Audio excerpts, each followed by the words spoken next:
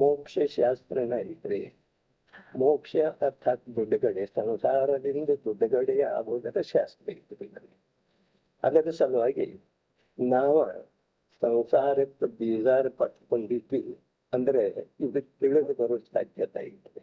ಇಲ್ಲಿದ್ರೆ ಇಲ್ಲಿ ವಿಷಯ ತಿಳಿದು ಬರೋದು ಬಹಳ ಕಷ್ಟ ಐತೆ. ಅಂದ್ರೆ ಕಾರಣ ಏನ, ನಮಗ ರೂಢಿ ಇತ್ತೀಚೆಗೆ ಸ್ವಾಧ್ಯಾಯ ಬಿಟ್ಟು ಹೋಗಿದ್ರೆ, ಮತ್ತು ಸ್ವಾಧ್ಯಾಯ ಬಿಟ್ಟು ಹೋದ್ರೂ ಕೂಡ ಕೇವಲ ಆಗಮದ ಓದುವಿಕೆ ನಡೆದಿದೆ, ಅಧ್ಯಯನ ಇದ್ದಾರೆ. ವಸ್ತು ಸ್ವರೂಪ ಹೇಗಿದೆ ಹಾಗೆ ತಿಳ್ಕೊಳ್ಳೋ ಕಡೆ ನಮ್ದ ದೃಷ್ಟಿನಾಗಿದ್ದಾರೆ. ಅದರಿಂದ ಏನಾಗಿದೆ, ಗ್ರಂಥ ಓದಿ ಬಿಡ್ತೇವೆ ಆದರೆ ಮರ್ಮ ತಿಳ್ಕೊಳ್ಳೋದಿಲ್ಲ. ಅದರಿಂದ ಏನಾಗ್ತಿದೆ, ಕಠಿಣ ಆಗ್ತಿದೆ. ಈಗ ಲೋಕದೊಳಗ ವ್ಯವಹಾರದೊಳಗ ಬೇಕಾದಷ್ಟ ಧರ್ಮದ ಮಾತು ಸಿಗ್ತವು. ಅಂದ್ರೆ ವ್ಯವಹಾರದೊಳಗೆ ಏನ್ ಹೇಳ್ತಾರು, ನಿಷ್ಠೆ ಇದೆ, ಗುರು ಶಾಸ್ತ್ರದ ಶ್ರದ್ಧೆ ಮಾಡಿದ್ರೆ ಸಮ್ಯಕ್ ದರ್ಶನ ಆಗ್ತೀವಿ. ಹೀಗ ಅನೇಕ ಪ್ರಕಾರದ ಕಥನಗಳ ನಮ್ಮಲ್ಲಿ ಲಭ್ಯದವು. ಆದರೆ ಅವು ಯಾವುವು ನಮ್ಮ ದುಃಖವನ್ನ ಬಿಡಿಸಲಿಕ್ಕೆ ಅಥವಾ ಸಂಸಾರದಿಂದ ಬಿಡುಗಡೆ ಮಾಡಿ ಶಾಶ್ವತವಾದಂತಹ ಸುಖ ಸ್ಥಾನದೊಳಗೆ ಸ್ಥಾಪನೆ ಮಾಡ್ಲಿಕ್ಕೆ ಯಾವುವು ನಿಮಿತ್ತ ಕಾರಣ ಹೋಗಾಗಿದ್ದಾರೆ. ಉಪಾದಾನ ಕಾರಣದ ಮಾತಂತೂ ದೂರನ ಐತಿ, ಆದರೆ ನಿಮಿತ್ತ ಕಾರಣ ಹೋಗಾಗಿಲ್ಲ. ಅಂದ್ರೆ ವಾಸ್ತವಿಕವಾಗಿ ನಾವ ಸಮ್ಯಕ್ ದರ್ಶನದ ವ್ಯಾಖ್ಯಾನ ಸರಿಯಾಗಿ ಮಾಡ್ತಾ ಇಲ್ಲ. ಸಮ್ಯಕ್ ದರ್ಶನದ ವ್ಯಾಖ್ಯಾನ ಮಾಡಿದ ನಂತರ ನಿಜವಾಗಿ ಧರ್ಮ ಅರ್ಥಾತ್ ಸುಖದ ಉಪಲಬ್ಧಿ ಆಗುವುದಿಲ್ಲ. ಸಮ್ಯಕ್ ದರ್ಶನ ಇಲ್ಲದ ಸುಖದ ಉಪಲಬ್ಧಿ, ಶಾಂತಿಯ ಪ್ರಾಪ್ತಿ ಮತ್ತ ಧರ್ಮದ ಆರಂಭ ಆಗೋದಲ್ಲ ಇಲ್ಲ. ಈಗ ನಾವು ಸಮ್ಯಕ್ ದರ್ಶನ ಅಂದ್ರೆ ಬಾಹ್ಯದೊಳಗ ಬಾಹ್ಯ ಭಗವಂತನ, ಬಾಹ್ಯ ಶಾಸ್ತ್ರ, ಬಾಹ್ಯ ಗುರುಗಳ ಆಧಾರ ಮಾಡುವುದರಿಂದ ಧರ್ಮ ಆಗ್ತಿದೆ ಅಂತ ಹೇಳಿ ಕಲ್ಪನೆ ಇದೆ. ಆದರೆ ಅದರಿಂದ ನಮಗೆ ಶಾಂತಿ ಸಿಗ್ತಿದೆ ಅನ್ನೋ ನಾವು ಅಂತರಂಗದೊಳಗ ಹೊತ್ತು ನೋಡ್ಲಿಲ್ಲ. ಯಾವಾಗ ಬಾಯಾರಿಕೆಯಾಗಿ ನೀರು ಕುಡಿತೀವಿ ಆಗ ಶಾಂತಿದ ಅನುಭವ ಮಾಡ್ತೀವಿ ಒಂದು ಕ್ಷಣಿಕ. ಆದರೆ ಅದು ಎಂಥ ಶಾಂತಿ, ವಿಕಲ್ಪ ಪೂರ್ವಕ ಶಾಂತಿದ ಅನುಭವ ಆಗ್ತೀವಿ. ಆದ್ರೆ ಇಲ್ಲಿ ಬಾಹ್ಯದೊಳಗ ಭಗವಂತರ ದರ್ಶನ ಮಾಡುವುದರಿಂದ ನಮಗೆ ಶಾಂತಿದ ಅನುಭವ ಆಗ್ತಿದೆಯಲ್ಲ, ಪ್ರತ್ಯಕ್ಷ ತಾವು ಪರೀಕ್ಷೆ ಮಾಡಿ ನೋಡ್ರಿ. ಅದರ ಸಲುವಾಗಿ ಮೊದಲನೇ ಅಧ್ಯಾಯದ ವ್ಯಾಖ್ಯಾನ ಮಾಡಿದ ನಂತರ ನಮಗ ಪ್ರಶ್ನೆ ಆಯ್ತು, ಪ್ರತ್ಯಕ್ಷ ಯಾರ ಟೀಕಾಕಾರ ಇದ್ದಾರೋ ಅವರಿಗೆ ಪ್ರಶ್ನೆ ಆಯ್ತು ಸಮ್ಯಕ್ ದರ್ಶನ. ಈ ಬೃಹತ್ ಟೀಕಾ ಏನ್ ಬಂದರು ರಾಮಜಿ ಭಾಯಿ, ಅವ್ರಿಗೇನ ಪ್ರಶ್ನೆ ಆಯ್ತು. ಮೊದಲನೇ ಅಧ್ಯಾಯ ಪೂರ್ಣ ಮಾಡಿದ ನಂತರ ಪ್ರಶ್ನೆ ಏನು ಉಪಸ್ಥಿತ ಆಯ್ತು, ಸಮ್ಯಕ್ ದರ್ಶನ.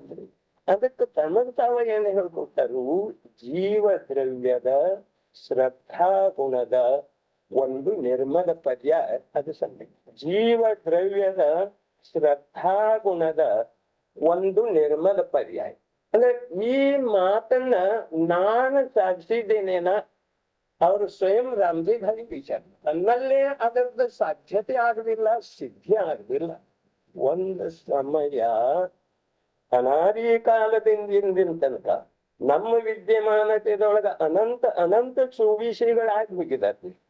ನಾವು ಇದು ಒಳ್ಳೆದ ಅರ್ಥಾತ್ ನಾವು ಇದೇ ಪರ್ಯಾಯದೊಳಗೆ ಇದ್ದೇವೆ ಹೀಗರ್ಥಲ್ಲ.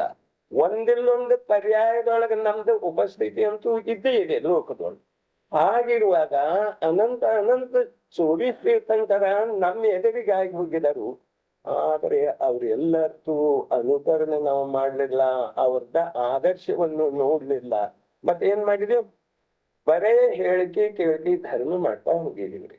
ಅದರ ಸಲುವಾಗಿ ಇಲ್ಲಿ ಪ್ರತ್ಯಕ್ಷ ಇಂಥ ಬೃಹತ್ ಟೀಕಾ ಬರೆಯುವಂತಹ ರಾಮಜಿ ಭಾಯಿ ಕೂಡ ಪ್ರಶ್ನೆ ಆಯ್ತು, ಸಮ್ಯಕ್ ದರ್ಶನ ಅಂದ್ರೆ ನೀನ್ ಏನ್ ತಿಳ್ಕೊಂಡೆ. ಹೀಗೆ ಪ್ರಶ್ನೆ ಉತ್ಪನ್ನ ಆದ ನಂತರ ಆ ವ್ಯಕ್ತಿ ಏನ್ ಹೇಳ್ತಾನು, ಜೀವ ದ್ರವ್ಯದ ಶ್ರದ್ಧಾ ಗುಣದ ಒಂದು ನಿರ್ಮಲ ಪರ್ಯಾಯ.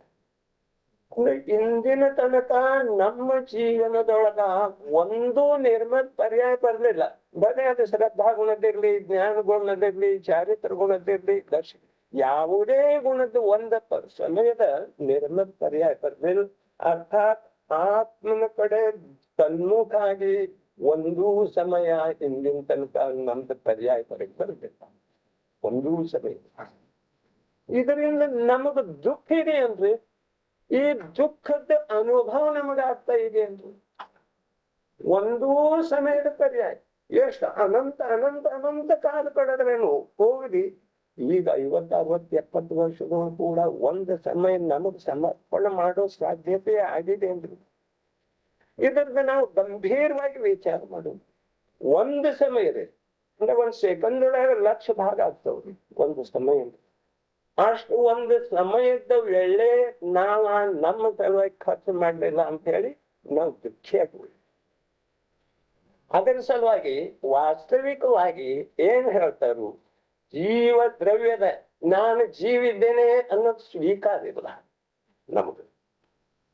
ಸ್ವೀಕಾರ ಇದ್ರೆ ಈ ಪ್ರಕಾರ ಆಗೋದನ್ನ ಸಾಧ್ಯ. ನಾನು ಸ್ವಯಂ ಜೀವಿದ್ದೇನೆ ಇದು ಅಂತರಂಗ ಪೂರ್ವಕ ನಮಗೆ ಸ್ವೀಕಾರ ಇದೆ ಅಂದ್ರೆ ಸ್ವಪ್ನದೊಳಗೂ ಕೂಡ ನಾನು ಜೀವಿದ್ದೇನೆ, ಶರೀರ ಇಲ್ಲ. ಶರೀರ ಏನಾಗ್ಲಿ ಸತ್ ಹೋಗ್ಲಿ, ತುಂಡಾಗಲಿ, ರಕ್ತ ಬರ್ಲಿ, ಏನ್ ಬೇಕಾದಾಗ್ಲಿ, ಆಕ್ಸಿಡೆಂಟ್ ಆಗ್ಲಿ, ಅದನ್ನ ಜೀವಿ. ಅப்புற ಭಾವನಗರದವ್ರ ಕಾಲ ಅನ್ನವ್ರು ಅವ್ರ ನಾವು ಪ್ರತ್ಯಕ್ಷ ನೋಡಿದ್ವಿ. ಟ್ರೈನ್ ಒಳಗಿಂದ ಜಾರ್ ಬಿದ್ದಿರ್ರಿ. ಅವ್ರು ಜಾರ್ ಬಿದ್ರು ಮತ್ತ ಕೆಳಗೆ ಬಿದ್ರು. ಈಗ ಒಂದು ಕೈ ಹೋಗಿದ್ದ ತುಂಡಾಗಿ ಬಿದ್ದಲ್ಲೇನೆ ಹೀಗೆ ಮಾಡ್ತಿದ್ರು, ಎರಡು ಬೆರಳು ಮಾಡಿ. ಅಂದ್ರೆ ಈ ಶರೀರ ಬೇರೆ, ಆತ್ಮ ಬೇರೆ. ನಾ ಇದರಿಂದ ಭಿನ್ನ ಅದೇನು. ನೀವೇನ್ ದುಃಖ ಪಡ್ಬೇಕಾಗಿದೆ, ನನಗದರದ ಅಜಿಬಾತ್ ದುಃಖ. ಈ ಪ್ರಕಾರ ವೇದನೆ ಆಗದ ಶರೀರಕ ಇದು ಇಂಥ ಕಠೋರ ನಿರ್ಣಯ ಇದ್ರೂ ಕೂಡ ಆ ವ್ಯಕ್ತಿಗೆ ಸಂವೇದನೆ ಆಗ್ತದೆ. ಇದನ್ನ ನಾವು ಅಂದ್ರೆ ಬಾಹ್ಯದೊಳಗೆ ಮಾಡಬಹುದ್ರಿ, ಬಾಹ್ಯದೊಳಗೆ ನಿರ್ಣಯ ಮಾಡಬಹುದು. ಎರಡಿದೆ.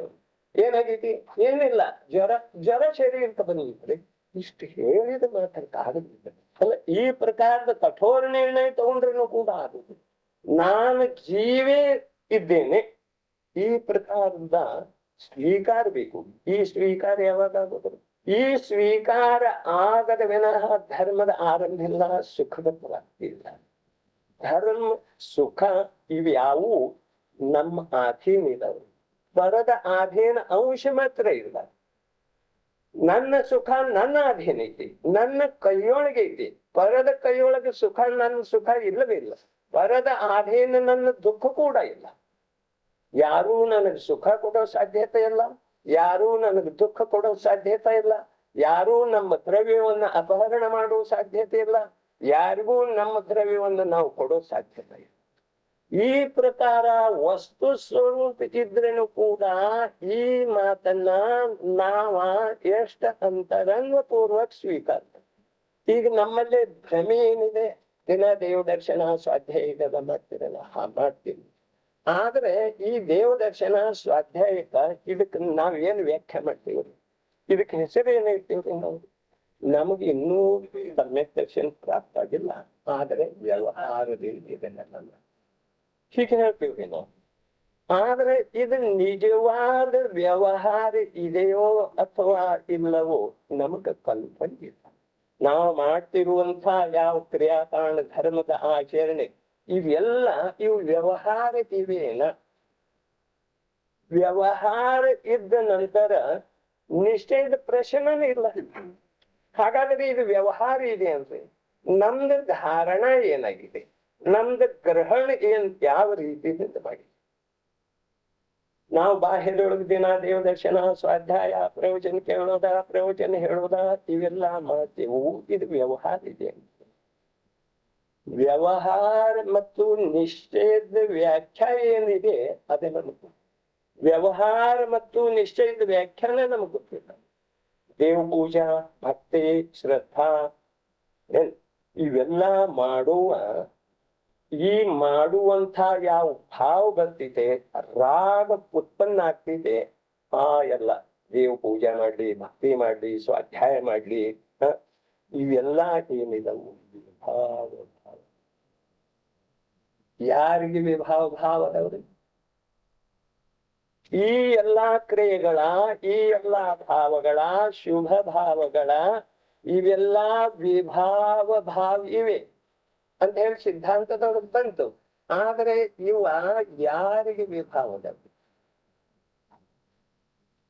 ದೇವ್ ಪೂಜಾ ಮಾಡೋದ, ಸ್ವಾಧ್ಯಾಯ ಮಾಡೋದ, ಭಕ್ತಿ ಮಾಡೋದ, ಯಾತ್ರೆ ಮಾಡೋದ, ಇವೆಲ್ಲ ವಿಭಾವ ಭಾವ. ಇವು ವಿಭಾವ ಭಾವ ಯಾವ ಜೀವಕ್ಕದವ್ರಿ? ನಮಗದಂತು. ಅಂದ್ರೆ ಈ ವಿಭಾವ ಸಮ್ಯಕ್ ದೃಷ್ಟಿಯನ್ನು ಹೊರತುಪಡಿಸಿ ಯಾರಿಗೂ ಇಲ್ರಿ. ಒಬ್ಬ ಯಾರಿಗೆ ತನ್ನ ತ್ರಿಕಾಲಿ ಸ್ವಭಾವದ ಜ್ಞಾನ ದರ್ಶನ ಅನುಭೂತಿ ಆಗೈತಿ, ಆ ಅನುಭೂತಿಗೆ ಏನ್ ಹೇಳ್ತಾರು? ಅದಕ್ಕೆ ಶಾಂತಿ ಸುಖದ ಪರ್ಯಾಯ ಅಂತ ಹೇಳ್ತಾರೆ. ಯಾವ ಒಂದು ಸಮಯ ಧ್ರುವ ದ್ರವ್ಯದ ಕಡೆ ಸನ್ಮುಖಾಗಿ ಒಂದು ಶ್ರದ್ಧಾ ಗುಣದ ನಿರ್ಮಲ್ ಪರ್ಯಾಯ ಬರ್ತಿದೆಯೋ, ಆ ನಿರ್ಮಲ್ ಪರ್ಯಾಯಕ್ಕೆ ಏನ್ ಹೇಳ್ತಾರು? ಸಮ್ಯಕ್ ದರ್ಶನ, ಧರ್ಮದ ಆರಂಭ ಅಥವಾ ಶಾಂತಿ ಮತ್ತು ಸುಖದ ಲಾಭ. ಹಾಗಾದರೆ ಈ ಒಂದು ಸಮಯದ ನಿರ್ಮಲ ಪರ್ಯಾಯ ಏನ್ ಬಂತು, ಇದು ಎಲ್ಲಿಂದ ಬಂತು? ತ್ರಿಕಾಲಿ ಧ್ರುವ ಸ್ವಭಾವದ ಪರಿಚಯ ಆದ ನಂತರ, ಸ್ವಸನ್ಮುಖ ಆದ ನಂತರ ನಿರ್ಮಲ್ ಪರ್ಯಾಯ ಬಂತರಿ. ಈ ನಿರ್ಮಲ್ ಪರ್ಯಾಯ ಇದು 4ನೇ ಗುಣಸ್ಥಾನಕ್ಕೆ ಅಂತ ಹೇಳ್ತಾರೆ. ಈ ನಿರ್ಮಲ್ ಪರ್ಯಾಯ ಸಮ್ಯಕ್ ದರ್ಶನ ಇರ್ಲಿ, 4ನೇ ಗುಣಸ್ಥಾನ ಇರ್ಲಿ, ಧರ್ಮದ ಆರಂಭ ಇರ್ಲಿ, ಇವೆಲ್ಲ ಏಕಾರ್ಥವಾಗ್ಸಿದವ್ರಿ. ಈ 4ನೇ ಗುಣಸ್ಥಾನ ಯಾವ ಸಮಯದೊಳಗೆ ನಮಗ್ ಬರ್ತಿದೆಯೋ, ಅಂತರಂಗದೊಳಗ ನಿರ್ಮಲ ಪರ್ಯಾಯದ ಉತ್ಪತ್ತಿ ಆಗ್ತಿದೆಯೋ, ಸುಖ ಶಾಂತಿಯ ಸಂವೇದನೆ ಆಗ್ತಿದೆಯೋ, ಅದೇ ಸಮಯದೊಳಗೆ ನಿಶ್ಚಯ ಮತ್ತು ವ್ಯವಹಾರ ಎರಡು ಬೆಳೆದು ಒಂದೇ ಸಮಯದೊಳಗೆ ನಿಶ್ಚಯದ ಉತ್ಪತ್ತಿ ಐತಿ, ಮತ್ತ ಆ ಒಂದು ಸಮಯದ ಚ್ಯುತಿ ಆದ ಕೂಡಲೇ ವ್ಯವಹಾರ. ಎಲ್ಲಿ ತನಕ 4ನೇ ಗುಣಸ್ಥಾನ ನಮಗ್ ಬರೋದು ಸಾಧ್ಯ ಇಲ್ಲೋ, ಅಲ್ಲಿ ತನಕ ನಾವು ಏನಿದ್ದೇವೆ? ವ್ಯವಹಾರಾಭಾಷಿ. ಪಂಚಾಷ್ಟಿಕಾಯದ 172 ನಂಬರ್ ಟೀಕಾದೊಳಗ ಅಮೃತಚಂದ್ರಾಚಾರ್ಯ ಏನ್ ಹೇಳ್ತಾರೋ ಇದು ಅಧ್ಯಯನ ಮಾಡೋದ್ರಿ. ವ್ಯವಹಾರಾಭಾಷಿ, ನಿಶ್ಚಯಾಭಾಷಿ ಕಥನ್ ಮಾಡ್ತಾರೆ. ಕುಂದ ಆಚಾರ್ಯ ಭಗವಂತರ ಗಾಥೆ ಬರ್ತಾರೆ. ಪಂಚಾಸ್ತಿಕಾಯ ಇಷ್ಟ ಅಲೌಕಿಕ ಕೃತಿ ರತ್ನಿದೆ. ನಮ್ ಮನೆಯೊಳಗ ಗ್ರಂಥ ಇದ್ರು ಕೂಡ ನಾವು ಯಾರು ಓದಲಿಲ್ಲ. ಓದಿದ್ರ ಅಣಿತಬೋದು. ಓದಿದೇನ್ರಿ? ಓದ್ಲೇ ಇಲ್ರಿ. ಪಂಚಾಸ್ತಿಕಾಯ, ನಾನು ಜೀವಾಸ್ತಿಕಾಯ ಇದ್ದೇನೆ. ಈಗ 4 ಸಲ ಇದು ಹೇಳ್ರೇನು ಕೂಡ ಜೀವಾಸ್ತಿಕಾಯ ಪುದ್ಗಲಾಸ್ತಿಕಾಯದ ಭಿನ್ನತೆ ನಮಗ್ ಗೊತ್ತಿರ್ಲಿ. ನಾನು ಜೀವಾಸ್ತಿಕಾಯ ಇದ್ದೇನೆ.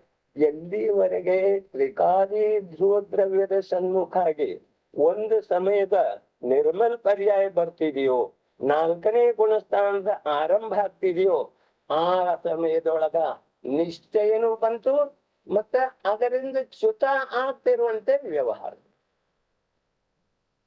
ಆ ವ್ಯವಹಾರ ದೇವ್ ಪೂಜಾ ಮಾಡ್ಲಿ, ಗುರು ಉಪಾಸನೆ ಮಾಡ್ಲಿ, ಸ್ವಾಧ್ಯಾಯ ಮಾಡ್ಲಿ, ತೀರ್ಥಯಾತ್ರಾ ಮಾಡ್ಲಿ, ಅವನಿಗೆ ಅದು ವ್ಯವಹಾರ. ಇದು ವ್ಯವಹಾರ ಇದೆ ಅಂತ ಹೇಳಿ ಅವನು 100ಕ್ಕೆ 100ರಷ್ಟು ಸ್ವೀಕಾರ ಅಂತರಂಗದೊಳಗೆ ಅಖಂಡ ಇರ್ತಿದೆ. ಕಾರಣ ಏನ್ರಿ? ಸಮ್ಯಕ್ ದರ್ಶನ ಆದ ನಂತರ ಶುದ್ಧ ಪರಿಣತಿ ಅಖಂಡ ಇರುವುದರಿಂದ ಶುದ್ಧ ಉಪಯೋಗ ಇರ್ಲಿಕ್ಕಿಲ್ಲ. ಆದ್ರೆ ಶುದ್ಧ ಪರಿಣತಿ ಧರ್ಮ ಅಂದ್ರೆ ಹೀಗೇ ಇದೆ. ಇದು ನಿರ್ಣಯ ರೀ. ಹೇಗೆ ನಿರ್ಣಯ? ಅನುಭೂತಿ ಪೂರ್ವಕ ನಿರ್ಣಯ ರೀ. ಅನುಭೂತಿ ಪೂರ್ವಕ ನಿರ್ಣಯ ಇರುವುದರಿಂದ ಆ ಮನುಷ್ಯ ಬಾಹ್ಯದೊಳಗೆ ದೇವ ಪೂಜೆ ಮಾಡ್ಲಿ, ದೇವ ದರ್ಶನ ಮಾಡ್ಲಿ, ಇದು ನಿಜವಾದ ದೇವ ದರ್ಶನ ಅಲ್ಲ. ಹೀಗ ಪಕ್ಕಾ ನಿರ್ಣಯ ಇರ್ತಿದೆ. ಯಾವಾಗ ತನ್ನ ಆತ್ಮನ ದರ್ಶನ ಆಗ್ತಿದೆಯೋ, ಜ್ಞಾನ ಆಗ್ತಿದೆಯೋ, ಅನುಭೂತಿ ಆಗ್ತಿದೆಯೋ, ಆ ವೇಳೆದೊಳಗ ಬಾಹ್ಯ ಭಗವಂತಗೆ ನಮಸ್ಕಾರ ಮಾಡ್ತಾನೆ. ಒಳಗ ಭಾವ ನಮಸ್ಕಾರ ಆದ ನಂತರ ಬಾಹ್ಯದೊಳಗ ದ್ರವ್ಯ ನಮಸ್ಕಾರ ಮಾಡ್ತಾನೆ. ಆ ದ್ರವ್ಯ ನಮಸ್ಕಾರ ಅದ ವ್ಯವಹಾರ. ಸ್ವಯಂಭೂ ಬೃಹತ್ ಸ್ವಯಂಭೂ ಸ್ತೋತ್ರದೊಳಗೆ ನೋಡ್ರಿ ನೀವು, ಸ್ವಾಮಿ ಸಮಂತಭದ್ರಾಚಾರ್ಯ ಏನ್ ಹೇಳ್ತಾರೆ? ತೀರ್ಥಂಕರ ಭಗವಂತರ ಸ್ತುತಿ ಮಾಡುವ ಹೇಳಿದೊಳಗೆ ಏನ್ ಪ್ರಭು ಅನಾದಿ ಕಾಲದಿಂದ ಮಿಥ್ಯಾದೃಷ್ಟಿ ಜೀವ ನಿನಗೆ ಒಂದು ಸಲ ಕೂಡ ದರ್ಶನ ಮಾಡಲಿಲ್ಲ. ತನ್ನ ಅನುಭೂತಿಯಿಂದ ಹೇಳ್ತಾರೆ ಆಚಾರ್ಯ ಭಗವಂತ. ಅನಾದಿ ಕಾಲ ಅಂದ್ರೆ ತಮಗ ಜ್ಞಾನ ಇರ್ತದ. ನಾನು ಮಿಥ್ಯಾತ್ವ ಅವಸ್ಥೆಯದೊಳಗಿದ್ದಾಗ ಭಗವಂತನ ದರ್ಶನ ಮಾಡಿದೇನೋ ಅಂತ ಹೋಗಿದ್ಲು, ಅವ್ರಿಗೆ ಜ್ಞಾನ ಇತ್ತು. ನಮಗ್ ಜ್ಞಾನ ಇದ್ದಿರೋದು, ನಮಗದ ಅನುಭೂತಿನ ಇಲ್ಲ, ಜ್ಞಾನ ಇರುತ್ತೆ. ಈ ಪ್ರಕಾರ ಧರ್ಮದ ವಾಸ್ತವಿಕ ಕಟ್ಟಳೆ ನಮಗೆ ಗುರುತಿಲ್ಲ. ಅದರ ಸಲುವಾಗಿ ನಾವು ಈಗ ಬಾಹ್ಯದೊಳಗೆ ಯಾವ ಕ್ರಿಯೆಗಳನ್ನ ಮಾಡ್ತಾ ಇದ್ದೇವೆಯೋ ಇದಕ್ಕೆಲ್ಲ ವ್ಯವಹಾರದ ಬಿರುದು ಕೊಟ್ಟು, ಈ ವ್ಯವಹಾರ ಈ ಭಾವನೆ ನಮ್ಮಲ್ಲಿ ಇತ್ತು. ನಾವು ಮಾಡೋದು ವ್ಯವಹಾರ ಅಂತ ಹೇಳಿ ನಮ್ಮಲ್ಲೇ ಸ್ವೀಕಾರ ಇತ್ತು.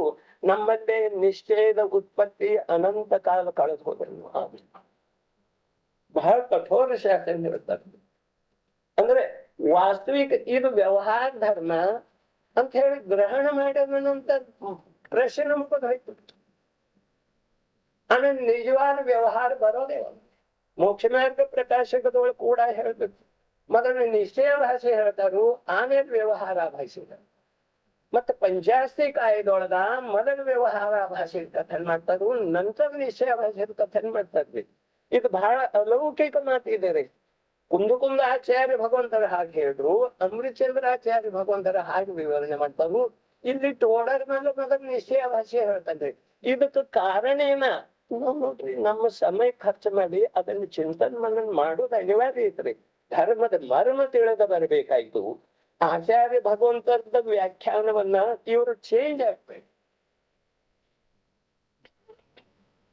ಇದಕ್ಕೆ ಕಾರಣ ಐತ್ರಿ, ಅದನ್ನ ನಮಗೀಗ ನೋಡೋದಿಲ್ಲ ರೀ. ಇಲ್ಲಿ ನಮಗ ನೋಡೋದಿದೆ, ನಾವ ವ್ಯವಹಾರದಿಂದ ಧರ್ಮ ಮಾಡ್ತಾ ಇದ್ದೇವೆ. ವ್ಯವಹಾರದಿಂದ ಧರ್ಮ ಮಾಡ್ತಾ ಇದ್ದೇವೆ ಅನ್ನುವಂಥ ಮಿಥ್ಯಾ ತೃಪ್ತಿದೊಳಗೆ ನೋಡ್ರಿ. ಇನ್ನೂ ಮುಂದೆ ಹೋಗಿ ಹೇಳ್ತಾರು, ಯಾವ ಎಳ್ಳೆದೊಳಗ ಸಮ್ಯಕ್ ದೃಷ್ಟಿ ಜೀವ ಅನುಭೂತಿ ಆದ ನಂತರ 4ನೇ ಗುಣಸ್ಥಾನ ಇರ್ಲಿ 5ನೇ ಗುಣಸ್ಥಾನ ಇರ್ಲಿ, ಆ ಜೀವ ಯಾವಾಗ ಬಾಹ್ಯದೊಳಗ ವಿಕಲ್ಪ ಬರ್ತಿದೆ, ವಿಕಲ್ಪ ಬರ್ತಿದೆ, ರಾಗದ ಭಾವನೆ ಬರ್ತಿದೆ, ದೇವ ಗುರುಗಳ ಸಲುವಾಗಿ ಪೂಜ್ಯ ಭಾವನಾ ಉತ್ಪನ್ನ ಏನಾಗ್ತಿದೆ? ದೇವ ಗುರು ಶಾಸ್ತ್ರದ ಸಲುವಾಗಿ ಪೂಜ್ಯ ಭಾವನಾ ಉತ್ಪನ್ನ ಆಗ್ತೈತಿ. ಸಮ್ಯ ಶಿಖರದ ಸಲುವಾಗಿ ಪೂಜ್ಯ ಭಾವನಾ ಉತ್ಪನ್ನ ಆಗ್ತೈತಿ. ಈ ಪೂಜ್ಯ ಭಾವನಾ ಉತ್ಪನ್ನ ಆಗೋದ ಇದು ಯಾವ ಗುಣದ ಪರ್ಯಾಯ? ಇದು ಯಾವ ಗುಣದ ಪರ್ಯಾಯ? ಆತ್ಮನಲ್ಲೇ ಅನಂತ ಗುಣ ಅದಾವ್ರಿ. ಈ ಅನಂತ ಗುಣದೊಳಗ ಈ ಸಮ್ಯಕ್ ದೃಷ್ಟಿ ಇದ್ರೆ ನಮ್ಮ ಮಾತಿಲ್ಲ ರೀ, ಮಿಥ್ಯಾತ್ವ ಅವಸ್ಥೆದ ಮಾತಿಲ್ಲ ರೀ. ಸಮ್ಯಕ್ ದೃಷ್ಟಿ ಜೀವಕ್ಕ ದೇವ ಗುರು ಶಾಸ್ತ್ರ ಸಲುವಾಗಿ ಪೂಜ್ಯ ಭಾವನಾ ಬರ್ತೈತಿ. ಆದರ ಭಾವನಾ ಉತ್ಪನ್ನ ಆಗ್ತೈತಿ. ಆದರ ಭಾವನೆಯ ಪರ್ಯಾಯ ಬರ್ತೈತಿ, ಪೂಜ್ಯ ಭಾವನೆಯ ಪರ್ಯಾಯ ಬರ್ತೈತಿ. ಈ ಪರ್ಯಾಯ ಯಾವ ಗುಣದ ಪರ್ಯಾಯ?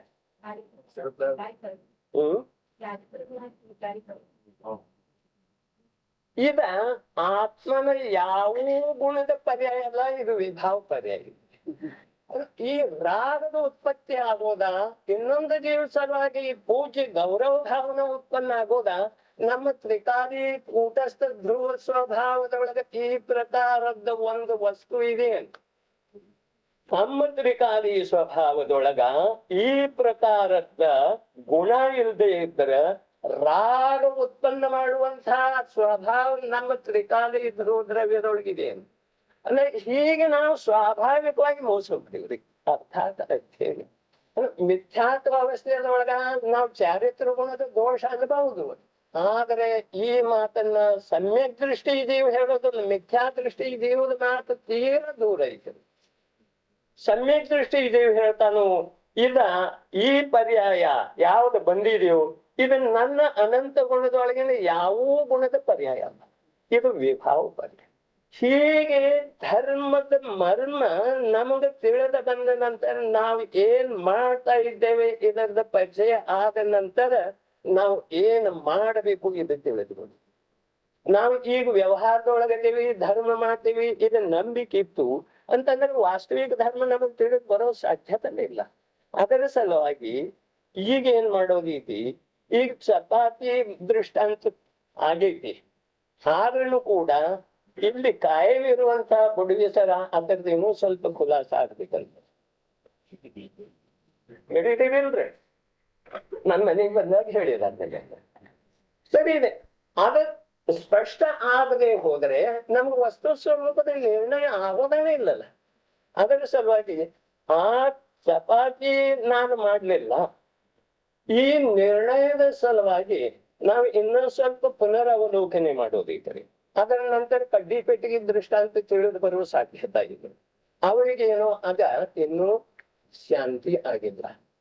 ಅಂದ್ರೆ ಒಂದು ದ್ರವ್ಯ ಇನ್ನೊಂದು ದ್ರವ್ಯದೊಳಗೆ ಕಾರ್ಯ ಮಾಡುವುದಿಲ್ಲ. ಇದೊಂದು ಮಾತು. ಒಂದು ದ್ರವ್ಯ ಇನ್ನೊಂದು ದ್ರವ್ಯದ ಪರ್ಯಾಯದೊಳಗೆ ಯಾವುದೇ ಪ್ರಕಾರದ ಕಾರ್ಯ ಮಾಡುವುದಿಲ್ಲ. ಇದು ಹೇಳಿದ್ವಿ. ಮತ್ತೆ ಮಣ್ಣಿನ ಸರ ಏನ್ ಹೇಳಿದ್ವಿ, ಒಂದು ಪ್ರದೇಶದೊಳಗಿರುವ ವಸ್ತು ಇನ್ನೊಂದು ಪ್ರದೇಶದೊಳಗಿರುವ ವಸ್ತುವಿನದ್ದೇ ಯಾವುದೇ ಕಾರ್ಯ ಮಾಡೋ ಸಾಧ್ಯತೆ ಇಲ್ಲ. ಪ್ರದೇಶ ಅಂದ್ರೆ ಯಾವ್ದಕ್ಕಂತಾರೆ, ಒಂದು ಪರಮಾಣು ಎಷ್ಟು ಕ್ಷೇತ್ರವನ್ನ ವ್ಯಾಪಿಸ್ತಿದೆಯೋ ಅದಕ್ಕೆ ಒಂದು ಪ್ರದೇಶ ಅಂತ. ತೀರಾ ಸೂಕ್ಷ್ಮ ಇತ್ತು. ಆ ಒಂದು ಪ್ರದೇಶದೊಳಗ ಒಂದು ಪರಮಾಣು ಅರ್ಥಾತ್ ಜೀವ ದ್ರವ್ಯ ಇದೆ ಅಂತ ಹೇಳ್ತೀವಿ. ಜೀವ ದ್ರವ್ಯ ಇದೆ, ಜೀವ ದ್ರವ್ಯ ಅರೂಪಿ ಇದೆ. ಜೀವ ದ್ರವ್ಯದ ಪ್ರದೇಶ ಅಷ್ಟ ಅಸಂಖ್ಯ ಪ್ರದೇಶ ರೀ. ಜೀವ ದ್ರವ್ಯದು ಅಸಂಖ್ಯ ಪ್ರದೇಶ ರೀ. ಅಸಂಖ್ಯ ಪ್ರದೇಶ ಇದ್ರೂ ಕೂಡ ಯಾವ ಇನ್ನೊಂದು ದ್ರವ್ಯಕ್ಕ ಅದು ಯಾವುದೇ ಪ್ರಕಾರದ ಬಾಧೆ ಮಾಡುದನ್ನ ಅರೂಪಿ ಇದ್ರೆ, ಧರ್ಮ ಅಧರ್ಮ ಎಲ್ಲಾ ಅರೂಪಿ ದ್ರವ್ಯ. ಹೀಗಿರುವುದರಿಂದ ಒಂದು ಪ್ರದೇಶದೊಳಗೆ ಇರುವಂತಹ ದ್ರವ್ಯದ ಕಾರ್ಯವನ್ನ ಇನ್ನೊಂದು ಪ್ರದೇಶದೊಳಗೆ ನಿಂತ ಇನ್ನೊಂದು ದ್ರವ್ಯ ಮಾಡೋ ಸಾಧ್ಯತೆ ಇಲ್ಲ. ಹೀಗಿರುವ ವೇಳೆದೊಳಗ ಯಾವ ಇಲ್ಲಿ ಚಪಾತಿ ಮಾಡುವಂತ ವ್ಯಕ್ತಿ ಕೂತಿದಾನೋ ಆ ಚಪಾತಿ ಮಾಡುವಂತ ವ್ಯಕ್ತಿ ನೋಡ್ರಿ, ಅವ ಏನ್ ತಿಳ್ಕೊಂಡಿದಾನು, ಚಪಾತಿ ಮಾಡುವ ಇಚ್ಛೆ ಉತ್ಪನ್ನ ಆಗಿತ್ತು. ಅಂದ್ರೆ ಚಪಾತಿ ಮಾಡುವ ಇಚ್ಛೆ ಉತ್ಪನ್ನ ಆದ ನಂತರ ಅದಕ್ಕೆ ಬೇಕಾಗುವಂತಹ ಹಸ್ತಾದಿಗಳ ಪ್ರಯೋಗನೂ ಮಾಡ್ತಾ ಇದ್ದಾರೆ. ಲಟ್ಟಂಗಿ ತರೋದ, ಕೆಳಗಿನ ಪಾಟ್ ತರೋದ, ಇವೆಲ್ಲ ಮಾಡ್ತಾ ಇದ್ದಾನೆ. ಉಳ್ಳಿ ಮಾಡೋದ, ಅದರ ಮೇಲೆ ಇಡುದ, ಅಂದ್ರೆ ಹಸ್ತಾದಿಗಳ ಉದ್ಯಮ ಮಾಡ್ತಾ ಇದ್ದಾನೆ. ಹಸ್ತಾದಿಗಳ ಉದ್ಯಮ ಮಾಡ್ತಾ ಇದ್ದಾನೆ.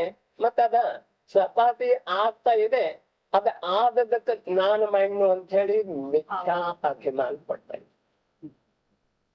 ಆದರೆ ಮೂಲತಃ ಏನೈತಿ, ವಾಸ್ತವಿಕವಾಗಿ ನಾವು ತಿಳ್ಕೊಳ್ಳೋದೇನ, ಈ ಗೋಧಿ ಹಿಟ್ಟೈತ್ರಿ. ಗೋಧಿ ಹಿಟ್ಟ ಅದ ತನ್ನ ಮೈ ತೊಳ್ಕೊಬೇಕ್ರಿ ಮೊದಲಿಗೆ, ಹೌದಿಲ್ರಿ? ತನ್ನ ಮೈ ತೊಳ್ಕೊಂಡ್ರೆ ಹಸಿ ಆಗಕ್ ಬೇಕಲ್ಲ, ಕಣಕಾಗಬೇಕ್ರಿ. ಅದ ತನ್ನ ಮೈ ತೊಳ್ಕೊಂಡ ನಂತರ ಅದ ನಿಮ್ಮ ಚಪಾತಿಗೆ ಯೋಗ್ಯ ಆಗ್ತಿದ್ರಿ. ಅದ ಕನಕ ಆಯ್ತು. ಕನಕ ಆದ ನಂತರ ಅದು ಮೊದಲ ಏನಾಯ್ತು, ನಾನಾ ಚಪಾತಿ ಆಗಬೇಕು.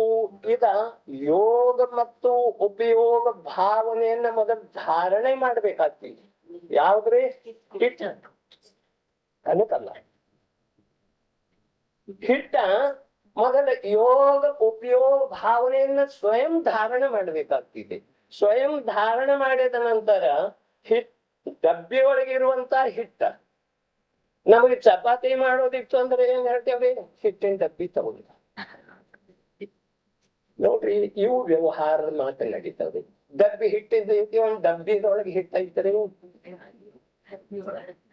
ಹಾಲಿನ ಕ್ಯಾನ್ ತಗೊಂಡು ಬಾ, ಕ್ಯಾನ್ ಹಾಲಿಂದಿದೆ ಅಂದ್ರೆ ನಾವು ಯಾವ ಪ್ರಕಾರ ಶಬ್ದ ಪ್ರಯೋಗ ಮಾಡ್ತೀವಿಯೋ ಅದೇ ಪ್ರಕಾರ ಆ ಕಾರ್ಯ ಮಾಡುವಂತ ವ್ಯಕ್ತಿ ನೋಡಿ, ಅಮ್ಮ ಇಲ್ಲಿ ಹಿಟ್ಟಿಂದು ಡಬ್ಬಿ ಇಲ್ಲವೇ ಇಲ್ಲ, ಎಲ್ಲಾ ಸ್ಟೀಲ್ದು ಡಬ್ಬಿ ಇದಾವ, ನಾನು ಎಲ್ಲೆಂತ ಹಿಟ್ಟಿನ ಡಬ್ಬಿ ಮಗಳಿಗೆ ಕೇಳದಂದ್ರೆ ಏನ್ ಹೇಳೋದು? ಇಲ್ಲಿ ನಾವ ವ್ಯವಹಾರದ ಅರ್ಥವನ್ನ ಸರಿಯಾಗಿ ಮಾಡ್ತೀವಿ. ನೀರಿನ ಗ್ಲಾಸ್ ನೀರಿಂದ ಇರ್ತೀವೇನ್ರಿ? ಆದ್ರೆ ಈ ಸ್ಥಾನದೊಳಗ ನಾವು ಸ್ವಲ್ಪ ಕೂಡ ಭ್ರಮಿತ ಆಗುವುದಿಲ್ಲ. ಇಲ್ಲಿ ವಾಕ್ಯ ಪ್ರಯೋಗ ಹೀಗೆ ಆಗೋದಾ, ಶಬ್ದ ಪ್ರಯೋಗ ಹೀಗೆ ಆಗೋದಾ, ಆದರೆ ಕಾರ್ಯ ಮಾತ್ರ ತದ್ವಿರುದ್ಧ ಆಗುತ್ತೆ. ಹೌದ್ರೆ? ಅದೇ ಪ್ರಕಾರ ಇಲ್ಲಿ ಅಭಿಮಾನದಿಂದ ತುಂಬಿ ಹೋದಂತ ಒಂದು ವ್ಯಕ್ತಿ ನಾ ಹಿಟ್ಟಿನಿಂದ ಚಪಾತಿ ಮಾಡ್ತೀನಿ ಅಂತ ಹೇಳಿ ಹೇಳ್ತಾ ಆ ಹೇಳು ವೇಳೆದೊಳಗ ಚಪಾತಿ ಮಾಡು ಪರಿಪೂರ್ಣ ಇಚ್ಛಾ ತುಂಬಿ ತುಳುಕ್ತೀವಿ. ಅದಕ್ಕೆ ಪೂರಕವಾಗಿ ಹಸ್ತಾದಿಗಳ ಕಾರ್ಯಗಳನ್ನು ಮಾಡ್ತಾನೆ. ಕಾರ್ಯ ಮಾಡಿದ ನಂತರ ಅದ ಪರಿಣಾಮನ ಆಗ್ತಾ ಇದೆ, ಚಪಾತಿ ರೂಪದಿಂದ ಪ್ರಗಟ ಆಗ್ತಿದೆ.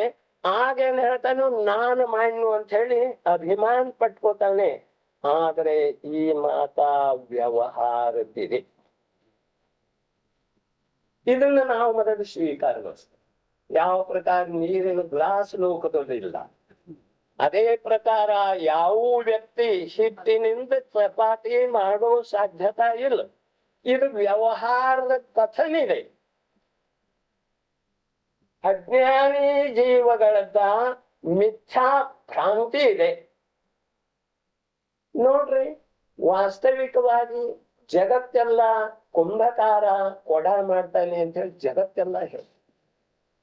ಆಚಾರ್ಯ ಅಮೃತ ಚಂದ್ರ ದೇವರು ಸಮಯ ಸಾರದೊಳಗೆ 84 ಗಾಥಾದೊಳಗೆ ಹೇಳ್ತಾರೆ. 84, 83, 85 ಹೀಗೆಲ್ಲ ಅದರೊಳಗೆ ವಿವರಣೆ ಮಾಡ್ತಾರು. ಜಗತ್ತ ವ್ಯವಹಾರದಿಂದ ಹೇಳ್ತಾ ಇದೆ. ಕುಂಭಕಾರ ಮಣ್ಣಿನಿಂದ ಕೊಡ ಮಾಡ್ತಾನೆ. ಆದ್ರೆ ನನ್ನ ದೃಷ್ಟಿಯೊಳಗ ಕೊಡಾನ ಕೊಡ ಅಂತ ಇದೆ, ಮಣ್ಣಿನಿಂದ ಕೂಡ ಕೊಡ ಆಗ್ತಾನೆ ಇಲ್ಲ. ಸಮಯ ಸಾರ್ ನೋಡಿ, ಮಣ್ಣಿನಿಂದ ಕೊಡ ಆಗೋದನೇ ಇಲ್ಲ, ಕೊಡದಿಂದ ಕೊಡ ಆಗ್ತಾ ಇದೆ. ಈ ಜ್ಞಾನಿ ದೃಷ್ಟಿಲಿ ವ್ಯವಹಾರದೊಳಗೆ ನಮ್ಮಲ್ಲಿ ಜ್ಞಾನ ಐತಿ. ಶಬ್ದ ಪ್ರಯೋಗ ಮಾಡೋದು ಒಂದ, ಮತ್ತ ಅದರದ ಅರ್ಥ ಬೇರೆ ಇರ್ತೈತೆ. ಕಾಲೊಳಗೆ ಚಪ್ಪಲ್ ಹಾಕ ಅಂದ್ರೆ ಕಾಲ ಸೀಳಿ ಒಳಗೆ ಯಾರು ಚಪ್ಪಲ್ ಹಾಕೊಳ್ಳೋದು ಅದ್ ಪ್ರಸಂಗ ಬಂದ್ರೆ ಏನ್ ಮಾಡ್ಬಹುದ್ರಿ ನಾವು? ಅಂದ್ರೆ ವ್ಯವಹಾರವನ್ನ ಯಥಾರ್ಥವಾಗಿ ಇಲ್ಲಿ ಅರ್ಥ ಮಾಡ್ತೇವೆ. ಅದೇ ಪ್ರಕಾರ ಜ್ಞಾನಿಗಳ ಅಭುದಸ್ಯ ಬೋಧನಾರ್ಥಂ ಮುನೀಶ್ವರ ವೇಷಯಂತಿ ಅಭೂತಾರ್ಥಂ. ಅಸತ್ಯಾರ್ಥದ ಕಥನ ಮುನಿಗಳ ಮಾಡ್ತಾರ್ರಿ, ಸತ್ಯಾರ್ಥದ ಕಥನ ಮಾಡ್ಲಿಕ್ಕೆ ಬರೋದನೇ ಇಲ್ರಿ. ಹೇಗಾಗ್ತಾ ಇದೆ? ಹಾಸ್ಪಿಟ್ಲಿಗೆ ಹೋದ ನಂತರ ಡಾಕ್ಟರ್ ಕೇಳ್ತಾರೆ ಏನಾಗ್ತಾ ಇದೆ ಹೊಟ್ಟೆ ಒಳಗ ನೋವು ಅಂದ್ರೆ ಯಾರು ಹೇಳ್ತೀವಿ? ಹೊಟ್ಟೆ ನೋವು ಆಗ್ತಾ ಇದೆ, ತಲೆ ನೋಯ್ತಾ ಇದೆ ಅಂದ್ರೆ ನೋವಂದ್ರೆ ಏನು? ನೀನ್ ನೋದ್ದು ಅರ್ಥ ಹೇಳಿಲ್ಲ ಅಂದ್ರೆ ನನಗೂ ಉಪಚಾರ ಮಾಡ್ಲಿಕ್ಕೆ ಅನುಭೂತಿದ ಮಾತೇನಿದೆ ಅದ ಅನುಭೂತಿ ವ್ಯಕ್ತ ಮಾಡ್ಲಿಕ್ಕೆ ಬರುದಿಲ್ಲ. ಒಂದ ತರ ಆಗ್ತಾ ಇದೆ ಇಷ್ಟ ಹೇಳ್ಬೋದು, ಅದು ಹೇಳಲಿಕ್ಕೆ ಬರುದಿಲ್ಲ. ಇದು ದುರ್ಬಲ. ಸರಿ, ಅದೇ ಪ್ರಕಾರ ಆಚಾರ್ಯ ಅಮೃತಚಂದ್ರ ಏನ್ ಹೇಳ್ತಾರು? ಅಬುಧಸ್ಯ ಬೋಧನಾಥಂ, ಅಜ್ಞಾನಿಗಳಿಗೆ ಬೋಧ ಮಾಡುವ ಸಲುವಾಗಿ ಮುನೀಶ್ವರ ದೇಶ ಅಂತಂದ್ರೆ ಉಪದೇಶ ಮಾಡ್ತಾರು. ಅದ್ಭುತಾರ್ಥ ಅಸತ್ಯಾರ್ಥದನ್ನ ಉಪದೇಶ. ಅದರ ಸಲುವಾಗಿ ಪಂಡಿತ್ ಟೋಡರ್ಮಲ್ ಮೋಕ್ಷ ಮಾರ್ಗ ಪ್ರಕಾಶಕದೊಳಗೆ ಏನ್ ಹೇಳ್ತಾರು? ग्रंथ तो ज्ञानियों के लिए लिखा जाता है, अज्ञानियों के लिए नहीं लिखा जाता. ಅಜ್ಞಾನಿಗಳ ಸಲುವಾಗಿ ಗ್ರಂಥ ಬರೆಯೋದನೇ ಇಲ್ಲ, ಕೇವಲ ಜ್ಞಾನಿಗಳ ಸಲುವಾಗಿ ಗ್ರಂಥ ಬರೀಲಾಗ್ತಾ ಇದೆ. ಹೀಗಿರುವ ವೇಳೆಯದೊಳಗ ಚಪಾತಿ ಭಾವ ಅದು ಸ್ವಯಂ ಕಣಕ ಗೋಧಿ ಹಿಟ್ಟ ಧಾರಣ ಮಾಡಿದ ನಂತರ ಅದ ಮೈ ತೊಳ್ಕೊಳ್ಳುವ ಕ್ರಿಯೆಯಿಂದ ಪ್ರಾರಂಭ ಆಗ್ತಿದ್ರೆ ನೋಡ್ರಿ, ವಿಚಾರ ಮಾಡ್ರಿ. ಅದ ಹಿಟ್ಟು ಮೈ ತೊಳ್ಕೊಳ್ಳದಾಗ ನಾವು ಮೈ ತೊಳ್ಕೊಂಡಿವಿ. ಹಿಟ್ಟು ಕಣಕಾಗುವಾಗ ನಮ್ಮಲ್ಲೇ ಆರ್ದ್ರತೆ ಬಂತಲ್ಲಿ. ಪ್ರತಿಯೊಂದು ಮಾತನ್ನ ತಮ್ಮ ಅಂತರಂಗದೊಳಗೆ ಇಳಿಸಿ ಪರೀಕ್ಷೆ ಮಾಡುವ. ಹಿಟ್ಟು ಬಾಹ್ಯದೊಳಗೆ ಹಿಟ್ಟ ಮೈ ತೊಳ್ಕೊತು, ನಾವು ಮೈ ತೊಳ್ಕೊಲಿಲ್ಲ, ನಮ್ಮ ಮೈ ತೊಯ್ಲಿಲ್ಲ, ಹಿಟ್ಟ ಮೈ ತೊಳ್ಕೊಳ್ಳೋದು. ಅದೇನಾಯ್ತು? ಸ್ನಿಗ್ಧತೆ ಬಂತು ಅದರಲ್ಲಿ, ನೀರ ಮತ್ತು ಹಿಟ್ಟ ಕೂಡೋದ್ರಲ್ಲಿ. ಅದೇ ಪ್ರಕಾರ ನಮ್ಮ ಪರಿಣಾಮದೊಳಗೆ ಸ್ನಿಗ್ಧತೆ ಬಂದೈತೆ. ಇದನ್ನು ವಿಚಾರ ಮಾಡೋದು. ಆಮೇಲೆ ಅದ ಕನಕದಿಂದ ಒಂದು ತುಂಡು ತಗೊಂಡ ನಾವ ಆ ಮಣಿ ಮೇಲೆ ಇಟ್ಟ ನಂತರ ಲಟ್ಟಣಿಕೆಯಿಂದ ಲಡಿಸಲಿಕ್ಕೆ ಹೋದಿವು. ಹೋದ ವೇಳೆದಾಗ ನಾನು ಸ್ವಯಂ ಆ ಕನಕದೊಳಗೆ ಪ್ರವೇಶ ಮಾಡಿದ್ದೇನೆ. ಈ ಕನಕ ಚಪಾತಿ ರೂಪದಿಂದ ಪರಿಣಾಮನ ಆಗ್ತಾ ಇದೆ, ಚಪಾತಿ ರೂಪದಿಂದ ಪ್ರತ್ಯಕ್ಷ ಪ್ರಗಟ್ ಆಗಿದೆ. ಇದರೊಳಗೆ ನನ್ನ ಅಂಶ ಏನಿದೆ ಇದು ವಿಚಾರ ಮಾಡಿದ್ರೆ ನಾವು ಧಾರಣ ಮಾಡಲಿಲ್ಲ, ಮಿಥ್ಯಾ ಭ್ರಾಂತಿ ಇತ್ತು, ನಾನ್ ಚಪಾತಿ ಮಾಡಿ ಇದು ಅಭಿಮಾನ ಇತ್ತು ಅಂತಂದ್ರೆ ಬಿಡ್ಲಿಕ್ಕೆ ಅಡ್ಡಿಲ್ಲ. ಆದರೆ ತತ್ವ ತಿಳ್ಕೊಳ್ಳುವ ಸಲುವಾಗಿ ಇದು ಮಾಡೋದು ಅನಿವಾರ್ಯ ಇದ್ರಿ. ಅಂದ್ರೆ ನನ್ನ ಶರೀರದ ಅಥವಾ ಮನಸ್ಸಿನ ಯಾವ ಭಾಗ ಆ ಚಪಾತಿಯೊಳಗೆ ಪ್ರವೇಶ ಮಾಡಿ अंदर जाकर देखो ना तो क्या उत्तर आएगा? मेरा तो विद्यमानता इधर अन्य क्षेत्र में ही है ना. ನಾನು ನನ್ನ ಸ್ಥಾನದೊಳಗೆ ಕೂತಿದ್ದೇನೆ, ಕನಕದ ಸ್ಥಾನದೊಳಗಿದೆ. ಆದ್ರೆ ತನ್ನ ಭಾವವನ್ನ, ತನ್ನ ಉಪಯೋಗವನ್ನ ತಾನು ಧಾರಣ ಮಾಡಿ ತನ್ನ ಕರ್ತವ್ಯವನ್ನ ಸಮಯಕ್ಕೆ ಪರಿಣಾಮನಾಗುವಂತಹ ಕರ್ತವ್ಯವನ್ನ ಸ್ವಯಂ ಮಾಡ್ತಾ ಇರುವಾಗ ಸ್ವಯಂ ಪರಿಣಮಿತ ಆಗ್ತಾ ಇದೆ. ಸ್ವಯಂ ಪರಿಣಮಿತ ಆದ ನಂತರ ಅದ ಚಪಾತಿ ರೂಪದಿಂದ ಉತ್ಪನ್ನ ಆಯ್ತು. ठीक इसमें मेरा क्या काम है? ಇದರೊಳಗೆ ನನ್ನ ಪ್ರವೇಶ ಎಷ್ಟಾಗಿ, ಇದರೊಳಗೆ ನನ್ನತನವನ್ನ ಸ್ಥಾಪನೆ ಮಾಡ್ಬೇಕಾದ್ರೆ ನನ್ನತನದ ಅಂಶ ಎಷ್ಟೈತಿ ಇದು ವಿಚಾರ ಮಾಡೋದು ಅನಿವಾರ್ಯತೆ ಇತ್ತು. ಇಲ್ದಿದ್ರೆ ಇನ್ನೊಂದರೊಳಗೆ ಹಸ್ತಕ್ಷೇಪ ಮಾಡಕ್ ಹೋದ್ವು. ನಾನು ಚಪಾತಿ ಮಾಡ್ನು ಅಂತ ಹೇಳಿ ಅಂತರಂಗದ ಶ್ರದ್ಧಾ ಪೂರ್ವಕ ನನಗೆ ಎಷ್ಟು ಶ್ರಮ ಆಗಿರಬೇಕು ಅದು ನಿಮಗೇನು ಗೊತ್ತಾ? ಈ ಪ್ರಕಾರ ಅಂತರಂಗವನ್ನ ಸ್ಪರ್ಶ ಮಾಡಿ ನಮ್ಮ ಶಬ್ದ ಬರ್ತಿತ್ತು ಅಂದ್ರೆ ಇದರಿಂದ ನಮಗ ಅನಂತ ಸಂಸಾರಕ್ಕ ಕಾರಣ ಯಾವುದೋ